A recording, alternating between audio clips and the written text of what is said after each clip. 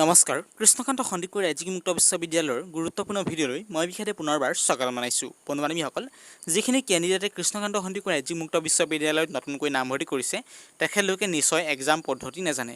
অৰ্থাৎ কেনেকৈ এক্সাম পাতে, কেতিয়া কেতিয়া এক্সাম হয়, কেনেকৈ গম পাম এক্সাম আহে, কেনেকৈ নটিফিকেশ্যন আহে, এডমিট কাৰ্ড কেনেকৈ আহে, এ টু জেড ইনফৰমেশ্যন জনাব বিচাৰিছোঁ। গতিকে অনুৰোধ কৰিছোঁ ভিডিঅ'টো শেষলৈকে চাই থাকিব।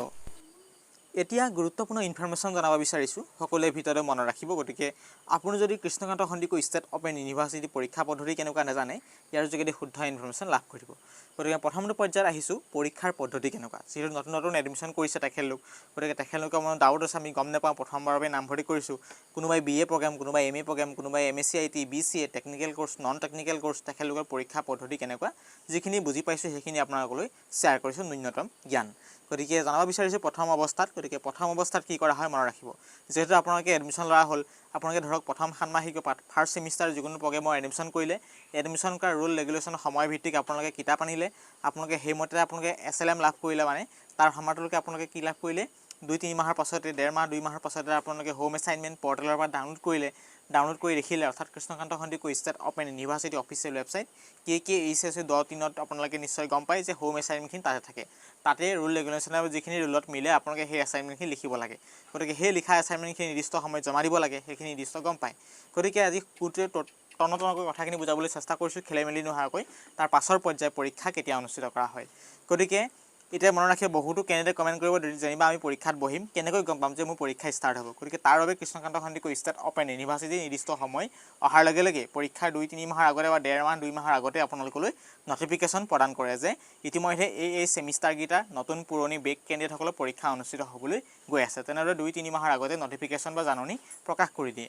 আৰু তাৰ নেক্সট জাননী প্ৰকাশ কৰা সময় ৰুল ৰেগুলেশ্যনৰ পাছতে তেখেতলোকে পুনৰ 2-3 মাহৰ পাছতে পুনৰ যেতিয়া এক্সাম হ'বলৈ গৈ আছে, এক্সাম 15-20 দিনৰ আগতে, অৰ্থাৎ যেতিয়া এক্সাম হ'ব সেই তাৰ আগতেই 2-3 মাহ বা 15-20 দিনৰ আগতেই টাইম টেবুল পাব্লিছ কৰে। গতিকে বুজি পাইছে, টাইম টেবুল পাব্লিছ কৰা মানে আপোনালোকৰ এক্সাম কেতিয়া হ'ব সেইটো গম পাই যাব। অৰ্থাৎ কোন তাৰিখে কি ছাবজেক্ট আছে সেই টাইম টেবুলত লিখিত থাকিব। তাৰ পাছতে আহিলে টাইম টেবুল অলৰেডি পাব্লিছ কৰিব। টাইম টেবুল পাব্লিছ কৰা 2 সপ্তাহ বা 3 সপ্তাহৰ পাছতে ছিষ্টেমৰ যোগেদি এক্সামিনেশ্যন চেণ্টাৰ পাব্লিছ কৰিব। সেই এক্সামিনেশ্যন চেণ্টাৰ পাব্লিছ কৰা 2 সপ্তাহ বা 1 সপ্তাহৰ পাছতেই যেতিয়া পৰীক্ষালৈ ধৰক 15-20 দিনমান থাকিব বা 8-9 দিন থাকিব, তাৰ আগতে এডমিট কাৰ্ড পাব্লিছ কৰিব। এডমিট কাৰ্ড পাব্লিছ কৰাৰ লগে লগে আপোনালোকে Krishna Kanta Handiqui state open university official ৱেবছাইটৰ পৰা নিজৰ এডমিট কাৰ্ডটো লগ ইন কৰি ডাউনলোড কৰিব লাগিব। গতিকে মনত ৰাখিব, মষ্ট ইম্পৰ্টেণ্ট এডমিট কাৰ্ড থাকিলেহে আপোনালোকে য'ত এক্সাম চেণ্টাৰ পৰিব, এক্সাম চেণ্টাৰত গৈ পৰীক্ষা দিব পাৰিব।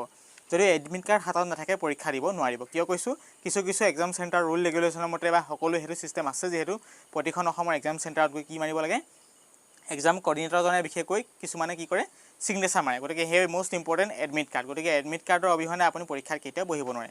গতিকে এডমিট কাৰ্ডটো ডাউনলোড কৰিব লাগিব। গতিকে বুজি পাইছে, প্ৰথম হ'ল টাইম টেবুল পাব্লিছ কৰিব সময় অনুযায়ী। টাইম টেবুল পাব্লিছ কৰাৰ পাছতে কেইদিনমানৰ পাছতে এক্সাম চেণ্টাৰ পাব্লিছ কৰিব, আৰু কেইদিনমানৰ পাছতে অৰ্থাৎ পৰীক্ষালৈ 9-8-12 দিনমান থকাৰ আগতে আপোনালোকৰ এডমিট কাৰ্ড পাব্লিছ কৰিব অফিচিয়েল ৱেবছাইটত, অৰ্থাৎ KKHSC.in গৈ সেইখিনি আপুনি লগ ইন কৰি ডাউনলোড কৰিব লাগিব। এইখিনি হৈছে প্ৰথম প্ৰচেছ। তাৰ পাছত আহিলে বিশেষকৈ পৰীক্ষা অনুষ্ঠিত। গতিকে আমি নিশ্চয় গম পালোঁ, টাইম টেবুল পাব্লিছ কৰে, এক্সামিনেশ্যন চেণ্টাৰ পাব্লিছ কৰে, এডমিট কাৰ্ড পাব্লিছ কৰি আমি পৰীক্ষালৈ ৰেডি হ'ব লাগে। যিটো পৰীক্ষাত আপুনি যাব, যাই কিনে আপোনাৰ কিমান মাৰ্কছ আহিব, বহুতো গুৰুত্বপূৰ্ণ পইণ্ট কৈ আছোঁ, মনত ৰাখিব। যিখিনি কেণ্ডিডেট নাজানে এইখিনি খুব গভীৰভাৱে মনত ৰাখিব, মই পুনৰবাৰ জনাইছোঁ। কাৰণ পৰীক্ষা অনুষ্ঠিত হ'ব, পৰীক্ষাত যিহেতু আপুনি লিখিবগৈ লাগিব, কাগজ কলমে পৰীক্ষাত লিখিব লাগিব, য'ত এক্সাম চেণ্টাৰত পৰীক্ষা অনুষ্ঠিত হ'ব সেই এক্সামত আপোনালোকে লিখিব লাগিব। আৰু এইখিনি এটা কথা জনাই থওঁ, আপোনালোকে ধৰক এক্সাম চেণ্টাৰ লিষ্টখন নাপালে, গতিকে আপুনি ক'ত চাব লাগিব, এডমিট কাৰ্ডত আপোনালোকৰ নিজৰ টাইম টেবুলৰ সৈতে, আপোনালোকৰ নিজৰ ছাবজেক্টৰ টাইম টেবুলৰ সৈতে, লগতে আপোনালোকৰ ক'ত এক্সাম চেণ্টাৰ আছে, ক'ত এক্সাম দিব লাগিব সেই স্পষ্টকৈ লিখা থাকিব আপোনালোকৰ এডমিট কাৰ্ড। এইটো পইণ্ট মনত ৰাখিব। তাৰপাছত আহিলে পৰীক্ষা অনুষ্ঠিত হ'ব, নিশ্চয় গম পালে। পৰীক্ষা অনুষ্ঠিত পেন পেপাৰলৈ আপুনি লিখিবগৈ লাগিব, যিহেতু নিজৰ হাতেৰে, তেতিয়া কিমান হ'ব এইখিনি জনাই থ'ব বিচাৰিছোঁ। যিখিনি BA MA প্ৰগ্ৰেম যদি কোৰ্চ কৰিছে, তেনেকুৱা জেনেৰেল কোৰ্চৰ প্ৰগ্ৰেম কৰিছে, আপোনালোকে 70 নম্বৰ লিখিব লাগিব।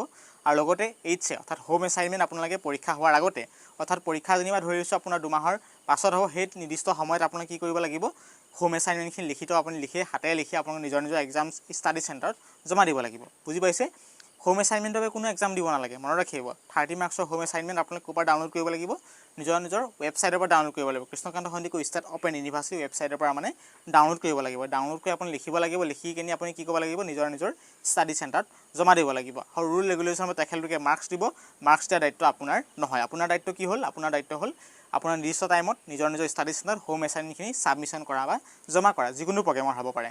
গতিকে বুজি পাইছে 30 নম্বৰ। গতিকে 30 নম্বৰ কেনেকৈ আহিব এইখিনি জনাই থৈছোঁ।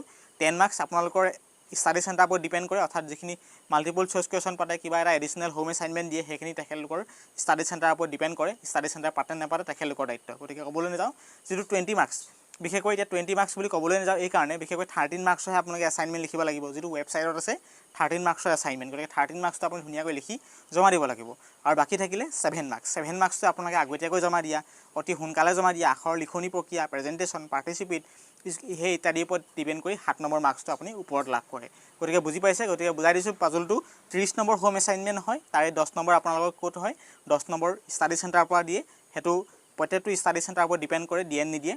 তাৰপাছতে 7 নম্বৰ থাকিলে 7 নম্বৰটো আপোনালোকৰ প্ৰেজেণ্টেশ্যন, কেতিয়া জমা দিছে, আগতীয়াকৈ জমা দিলে মাৰ্কছ লাভ কৰে, আখৰ ভাল হ'লে মাৰ্কছ লাভ কৰে, প্ৰেজেণ্টেশ্যন পাৰ্টিচিপেটৰ ওপৰত মাৰ্কছ লাভ কৰে। তেনেদৰে আহিলে 7 নম্বৰ। আৰু বিশেষকৈ 13 নম্বৰ আপোনালোকে নিজা Krishna Kanta Handiqui state open university official ৱেবছাইটৰ পৰা ডাউনলোড কৰি লিখি পেলাই নিজৰ ষ্টাডি চেণ্টাৰত জমা দিলে। গতিকে বুজি পাইছে এইখিনি হৈছে ছিষ্টেম।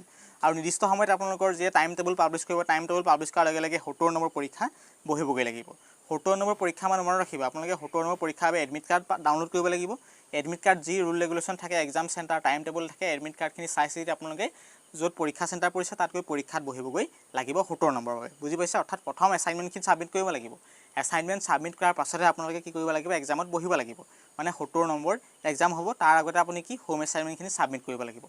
কিন্তু এইখিনিতে এটা কথা জনাই থওঁ, কাৰণ যদি কোনোবাই কেণ্ডিডেটে কমেণ্ট কৰিছে মোক, বিশেষকৈ যদি হোম এছাইনমেণ্ট ছাবমিট নকৰে, ধৰক মই এক্সাম্পলৰ কাৰণে লৈছোঁ, আপুনি যদি ফাৰ্ষ্ট ছেমিষ্টাৰ পৰীক্ষাত বহিছে, যদি আপুনি কিবাকিবি কাৰণত গোটেইকেইটা ছাবজেক্টৰ যদি হোম এছাইনমেণ্ট ছাবমিট কৰিলে, তেতিয়াহ'লে আপোনালোকৰ যিটো ৰিজাল্ট আহিব, আপুনি মনত ৰাখিব আপুনি থিয়ৰীত পৰীক্ষা 70 নম্বৰ পৰীক্ষা দিছেগৈ প্ৰতিটো ছাবজেক্টত, কিন্তু আপোনালোকৰ ৰিজাল্ট আহিব কি, আপোনালোকৰ নট ক্লিয়াৰ। কিয় কৈছোঁ নট ক্লিয়াৰ এইবাবে আহিব, আপুনি হোম এছাইনমেণ্টখিনি জমা নিদিলে। অৰ্থাৎ হোম এছাইনমেণ্ট জমা নিদিয়া মানে আপোনালোকে সেই মাৰ্কছখিনি নাপালে। গতিকে পৰৱৰ্তী পৰ্যায়ত যেতিয়া ফাৰ্ষ্ট ছেমিষ্টাৰ আহিব নতুনকৈ, সেই ফাৰ্ষ্ট ছেমিষ্টাৰ যিখিনি এছাইনমেণ্ট কৰিব, সেইখিনি এছাইনমেণ্ট আপোনালোকৰ নিজৰ ষ্টাডি চেণ্টাৰ লিখি পেলাই জমা দিব লাগিব একেখিনি প্ৰচেছৰ যোগেদি। গতিকে বুজি পাইছে, এইটো বেছি দীঘলীয়া নকৰোঁ।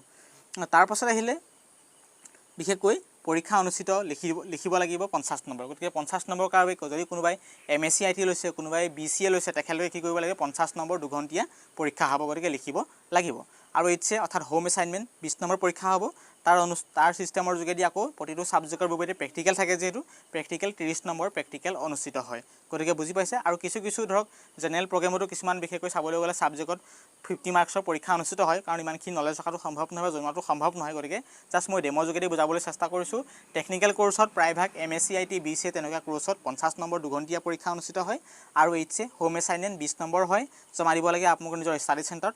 তাৰ সমান্তৰালকৈ প্ৰেক্টিকেল 30 নম্বৰ পৰীক্ষাত অনুষ্ঠিত হয়। গতিকে ডাউটটো ক্লিয়াৰ হৈছে। আৰু কিছু জেনেৰেল প্ৰগ্ৰেম BA MA কিছুমান জেনেৰেল প্ৰগ্ৰেমতো কিছুমান দেখিবলৈ পোৱা যায় 50 মাৰ্কছৰ পৰীক্ষা অনুষ্ঠিত হয়। আপোনালোকে নিজে কথাটো জানি থ'ব। গতিকে এনেকুৱাই গুৰুত্বপূৰ্ণ ইনফৰমেশ্যন জনাবলৈ চেষ্টা কৰিলোঁ। আকৌ কৈছোঁ কথাখিনি মনত ৰাখিব, প্ৰথম আপোনালোকে হোম এছাইনমেণ্ট দিব লাগে। হোম এছাইনমেণ্ট দিয়াৰ পাছতে আপোনালোকে লিখিত পৰীক্ষা টাইম টেবুল পাব্লিছ কৰে। সেই নিৰ্দিষ্ট সময়ত গৈ আপোনালোকে এডমিট কাৰ্ড লগত লৈ পৰীক্ষা দিব লাগে এক্সাম চেণ্টাৰত। তাৰপাছতে আপোনালোকৰ ৰুল ৰেগুলেশ্যনৰ মতে সকলোখিনি প্ৰচেছ শেষ হৈ যোৱাৰ পাছতে 2-3 মাহৰ পাছতে আপোনালোকৰ সম্ভৱতঃ ৰিজাল্টখিনি ঘোষণা কৰা হয়। গতিকে বুজি পাইছে, এইটো আছিল প্ৰথমটো ইনফৰমেশ্যন জনাবলৈ চেষ্টা কৰিলোঁ। এতিয়াৰ পৰা ডাউটখিনি ক্লিয়াৰ হৈছে, আপোনালোকৰ এই প্ৰচেছৰ যোগেদি পৰীক্ষাত অনুষ্ঠিত হ'বলৈ গৈ আছে। গতিকে বুজি পাইছে, এইখিনি আছিল গুৰুত্বপূৰ্ণ সৰু ইনফৰমেশ্যনটোৰ পৰা যদি অকণমান উপকৃত হৈছে, নিশ্চয় ইনফৰমেশ্যন লাইক কৰিব। আৰু চেনেলটো যদি প্ৰথমবাৰ চাই আছে, আমাৰ চেনেলক ছাবস্ক্ৰাইব কৰি আগলৈ আগুৱাই যাবলৈ সুযোগ সুবিধা প্ৰদান কৰিব। কিবা যদি খেলিমেলি পাইছে, বুজাত খেলিমেলি হৈছে, তেতিয়া ভিডিঅ'টোত কমেণ্ট কৰিব। পৰৱৰ্তী ভিডিঅ'ত পুনৰ জনাবলৈ চেষ্টা কৰিম স্পষ্টীকৰণ। ধন্যবাদ।